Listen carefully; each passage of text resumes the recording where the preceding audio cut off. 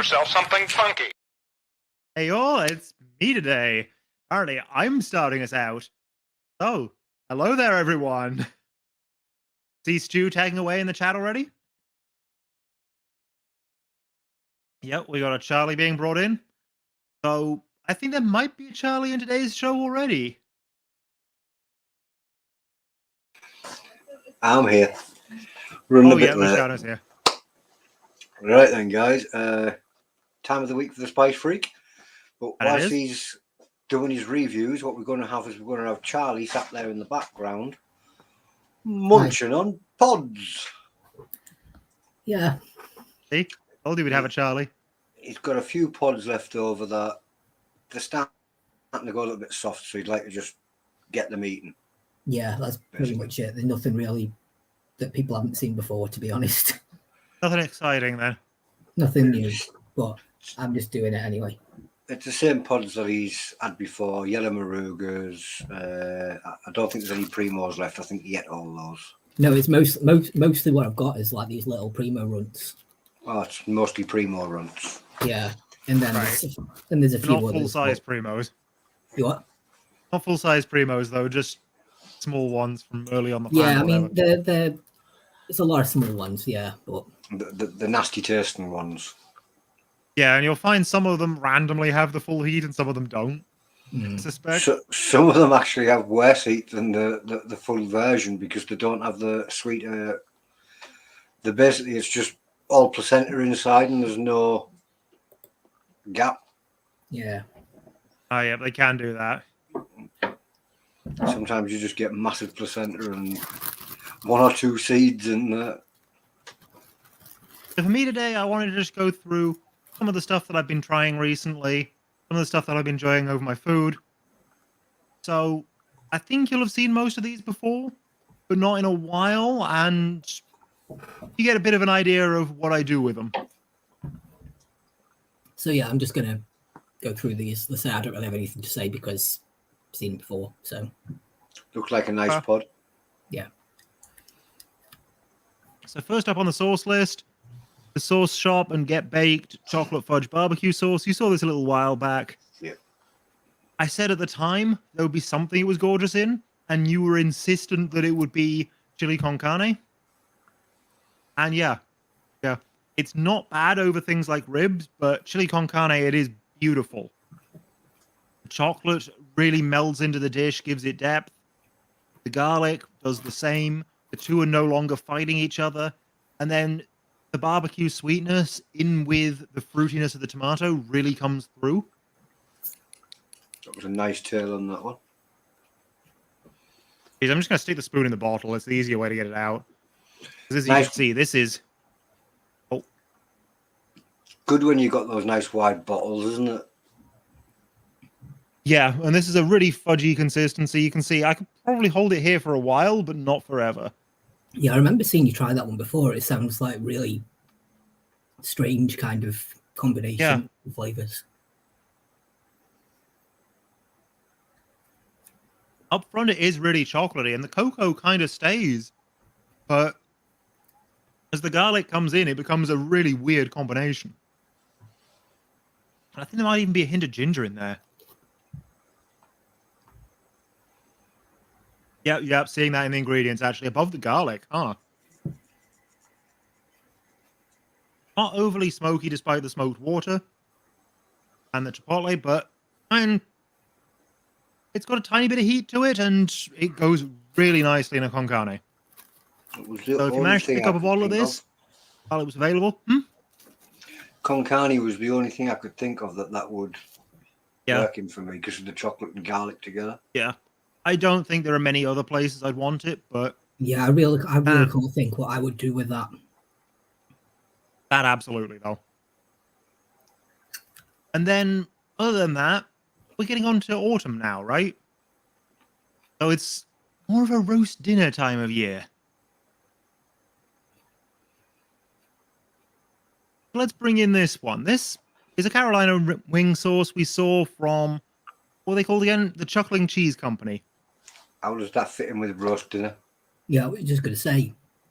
So, well, we'll get to that in just a second.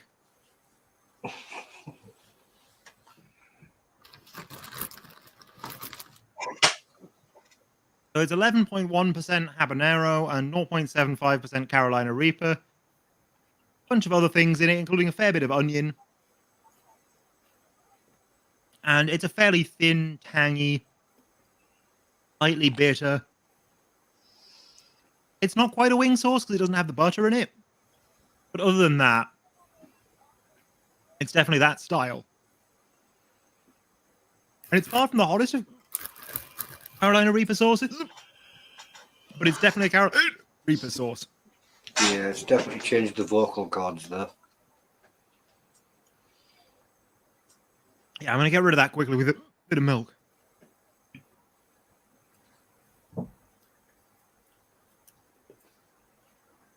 But what it is it's an oniony, tangy red chili, which I find really mixes really well into a gravy. And then it just leaves you with that tingle of Carolina Reaper all throughout. Theoretically, you don't need to do this with a Reaper sauce. You can use a milder Louisiana style sauce. And I quite like ones with a Mexican spice palette to them. But Charlie's loving the hiccups. this style of sauce does mix very well into gravy. Stu's just tagged And you. that's wonderful over your potatoes, your Yorkshires, all that sort of stuff. Over you, did you just say your Yorkshire potatoes? Your potatoes and your Yorkshires and your Yorkshire puddings. I was going to say, what's a Yorkshire potato?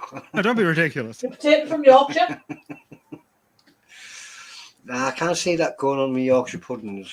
I prefer mint sauce on my Yorkshire puddings with gravy and stuff. And Fair enough. I'd definitely go for the gravy with a bit of the Louisiana style hot sauce. And yeah, the tingle of the Carolina Reaper throughout is very nice. When you've got just that on its own, it's a bit much. Hence the hiccups. Yeah. And the other super hot one, well, no, there are a couple more super hot ones, but I like the this idea one I of also wanted to putting bring a in. bit of gravy, but I'd have been thinking more of dipping like fried chicken in it. Yeah. That's what it's meant for, I think. But What's that one? this is the Chili Project's Naga salt. You've probably seen this before. It's salt, it's Naga, it's not much else. But you do get the flavor of the Naga, that proper red chili element, and even the slightly perfumed quality of it coming through really well. Which means you salt your chips with this, or your roast potatoes, or your anything like that. And yeah, you get a gorgeous little touch of Naga and a nice bit of heat. You're not going to get the full ghost pepper heat from it because it's a salt. You're not covering your chips in it. Otherwise, you're getting way too much salt. But you will get a good bit. So is that one just the salt and the Naga, or is there any garlic or onion or? Let me double check the ingredients. Yeah, kosher sea salt, and then 25% Naga chili, and that's it. Basically, it is exactly what it says. It's Naga salt. Yeah, it's simple, but it's very effective. And I do like the Chili Project for that. For general use, I tend to prefer their Fatali salt. But for the potatoes, it's got to be the Naga. That would be quite good on roast potatoes, like. Actually, the other one that's been coming up recently with the Fatali salt is when I salt my padrons, just that fruity, almost citrusy Fatali flavor in with them. Just really counterpoints the green wonderfully. And just gives them all a little bit of heat, rather than it only being sort of 1 in 8 or whatever. How many pods is that, Charlie? 13. 13. Ooh, a Jeez. lucky number. And then, yeah, the final one I got today is from Chili Goodies. This is their Ruby Fire. This is just a really nice, fruity, strong ketchup. It's a pear ketchup, so you get that extra fruit from the pear. And I mean, it doesn't specifically taste of pear, but it definitely adds more of a fruitiness to the tomatoes. And then you get quite a way down the ingredients list before you hit the scorpion chili. So you wouldn't think it'd be that crazy hot, but I'd be very surprised if you don't get hiccups from this again. I've not tried this one, so I've no idea at all about this. Paw looked good. Yep. It's a nice pour. Definitely got some chunkiness to the tomatoes. They're not just blended to a mush. And actually, I don't think you're going to get the hiccups from that quite, but had I not had the Reaper one first, you probably would have. Yeah. As said, wonderfully fruity tomato flavor. You don't really taste the pear, but it definitely adds extra fruitiness to those tomatoes. The pear might be the And little bits that you're detecting. it could be. It could be part of the texture. And yeah, that's my toad in the hole that I have this with. You had that with what? Toad in the hole. Toad in the hole. Ooh. That sounds interesting. So I'm expecting it to probably work with your sausage casseroles as well. Aye, sausage casserole. So yeah, that's what I go for with that one. And as you see, I haven't got through that much of it just because it's really quite hot. Like the Carolina Reaper wing sauce, there's a lot of heat in this little bottle. But it's a goodie, and yeah, it comes from Chili Goodies. With it being a pear ketchup, I imagine you could put it in a breakfast bun as well, where you've got your bun and your sausage, your egg, your bacon. Oh, absolutely. It very much goes where you would use a normal ketchup or brown sauce. Stu's saying I use skint, dude, because you haven't actually brought any food out tonight. No, I had a really nice roast dinner beforehand, so I'm stuffed. He's already eaten tonight. He's That's what not that's come making down it part to. of his meal. Yeah, I'm going to have some more of the milk because my mouth's still on fire.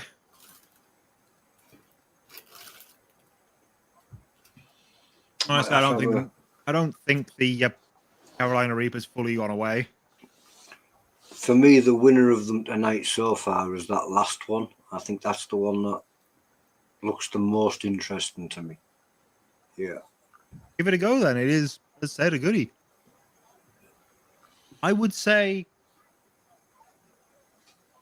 of the lot, this is definitely the most interesting, but not necessarily the best.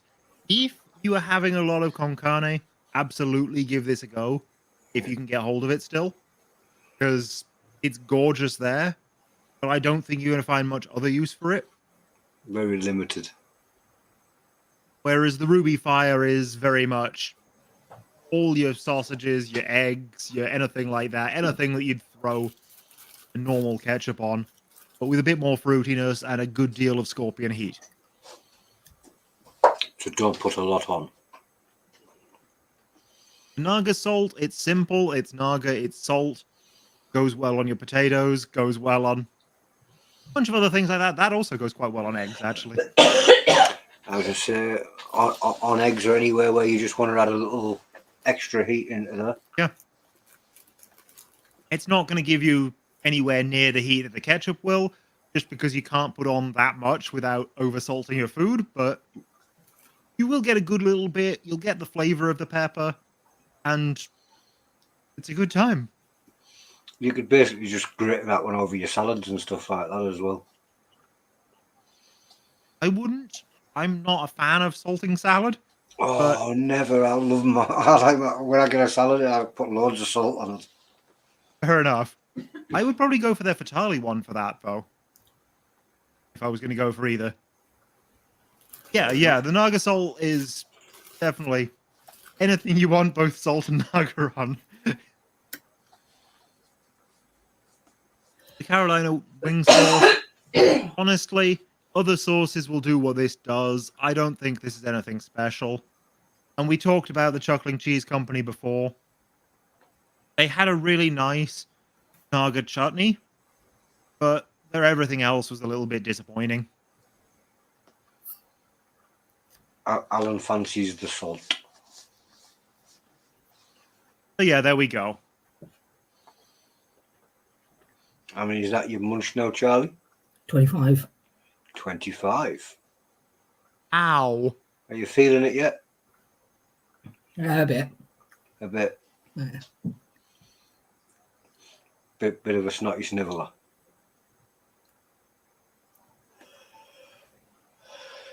Some of them have got really impressive tails on them. Yeah, but I mean, if Coran's done now, then we can stop now. Well, the only thing left there would be for Coran to do the outro then. Oh, okay. Well, I've gone back through all the sauces and stuff I tried. I didn't try the salt just for the simple reason of trying salt on a spoon is a really bad time. It needs food.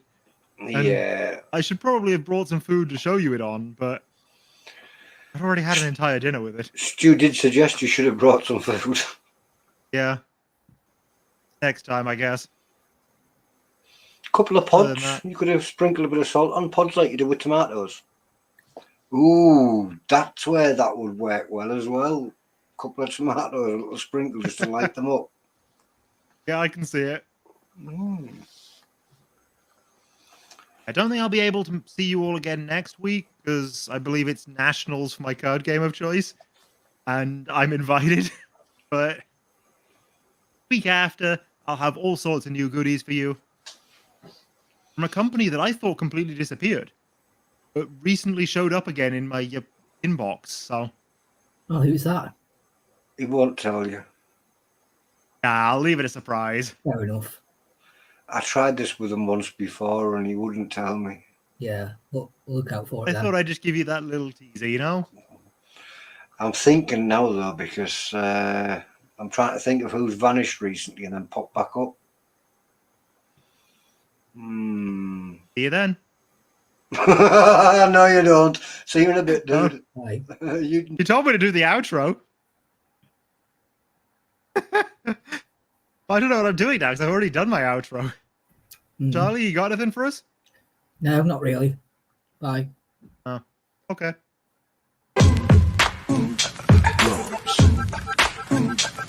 Drums.